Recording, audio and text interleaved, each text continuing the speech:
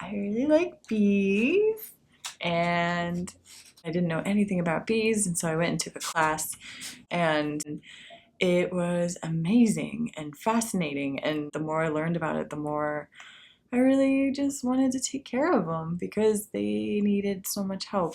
And I didn't realize how bad the bee situation was until you start learning about it, and then you realize how important they are. And in order to have bees in New York, you got to have them on the roof. I could not ask my landlord. There was no way. So I had to wait until we got a place. And so I've been raising bees. This is my third year. I'm still a newbie. And yeah, I get them from random people. There's a guy I get them from, and he drives from Georgia to Vermont. I tried to get him through the mail once. That didn't work. And I found a breeder in upstate. She's like 2.5 hours away. Bees are really amazing because they pretty much pollinate like 70% or more of all of our agriculture, which is insanity to think about. So if bees are in trouble and they don't pollinate anymore, that means people have to hand pollinate, which it happened like in a place in China where there was no more bees because they used too many pesticides. So the farmers actually had to go and to each individual flower, pollinate the flower and then cover it to make sure that the pollen stayed and it actually pollinated, which is too much work. So that's why bees are so important. And the reason they're dying off is monoculture farming and the pesticides that are being built in. They're called neonicotinoids.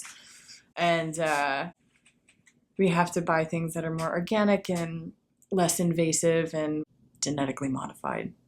And bees tend to die off for that reason. And mine have died off also from like mites and yellow jackets and really bad winters. They weren't made for winters because they were Georgia bees. Yeah. The future of my bees, I'm thinking, I'm really hoping that I can actually learn as much as I can and continue it and start breeding queens and start expanding. And one of the organizations I'm with, they put bees in like parks. And so that if I was breeding, I could help distribute bees more locally, and also we could sell the honey at local coffee shops and stuff. It's really great for allergies, so hopefully local people would be great because then they would actually really get the benefits that you can get from honey. So yeah. Honey is, at least the honey that I've actually come out with, has been completely different. So in the spring, the honey was like super clear, and the stuff that I produced during the winter, it's all like cloudy, like super, super cloudy. And it's because it had more bee pollen, like bee bread, which is the pollen that they collect. That's why honeys are all different colors. And it's also the different plants that sprout. Spring plants are different than summer, and it's different than fall. So what they're getting is all different colors. Yeah, like pollen, you'll see these little like pouches on the back of their legs, and sometimes it'll be black from like poppies, then like a yellow from like a lily or like a dandelion. So it's kind of cute to see. First bite. I was a kid and I was climbing a tree. They always heard like, don't move, then they'll never sting you. And that's such a lie. And I sat there for what felt like 20 minutes trying to get this bee not to sting me, and it totally stung me. I cried and cried and cried. And that was the one and only time I got stung as a kid. And then now I get stung all the time. It just happens. But it's part of the deal. That's what comes with it. One of the years that we had the hives, I think it was the first year, we had a yellow jacket problem because yellow jackets actually attack the bees and kill them in a really not so nice way, because yellow jackets can continually sting and stay alive, where bees, they sting once and then they die. I had these really heavy flip-flops.